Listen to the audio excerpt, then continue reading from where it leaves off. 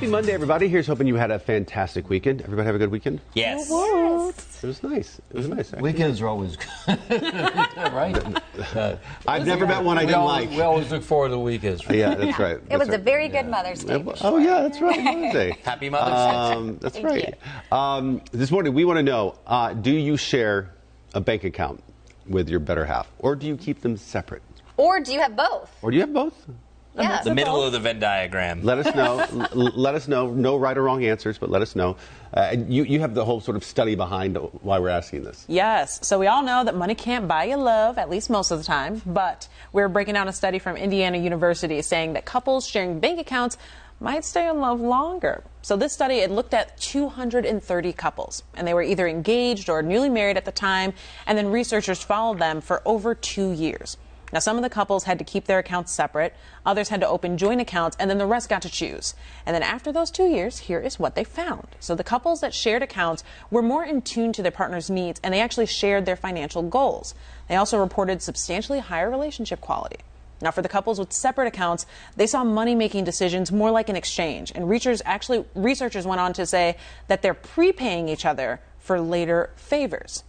And what's even more interesting is that 20% of these participating couples didn't even finish the study.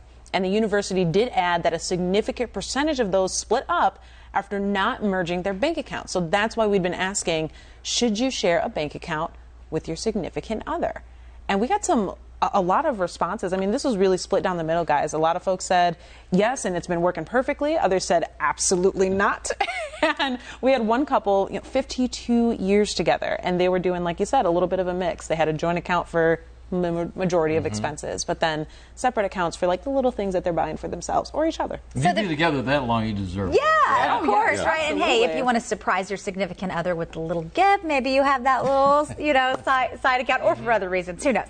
But what was I going to ask you? Oh, so the people who were together and did not merge the accounts, how long, did the study say how long they were married before they split up? No, so it didn't have like a specific number. It just said that all of them were newly married. So it wasn't like they were going off of like whatever habits that they had developed in the past. It was like, okay, like these are engaged couples, new couples that are just at the beginning of this journey to try to figure out what works. And so they use those as kind of like the test bunnies to figure out what is the most sustainable habit here. And Ben, I like the comment that you said earlier that some of these people that didn't want to have a same bank account, it's just like, well, what happens if we break up? That's not the good mentality. Yeah, exactly. I feel like you're going in, and you mentioned in the commercial break, well, that's sort of like a prenup, which is true. But like at least a prenup, if you have one of those, it's like done, one and done. Like you do it, and you don't have to think about it. Where like if it's bills, like you're on a monthly basis talking about me versus you and us versus, and you even mentioned about how they like barter with each other for future pay. It just seems a bit of skeptical. Well, it's funny. We had this discussion with like some of the dance moms over the weekend, and it was kind of split. Some people did have their own account. Some people had joint accounts. I know with Chris and I, when we got married, we created a joint account, but we still kind of have these separate accounts too, but we pay all of our bills from the joint account.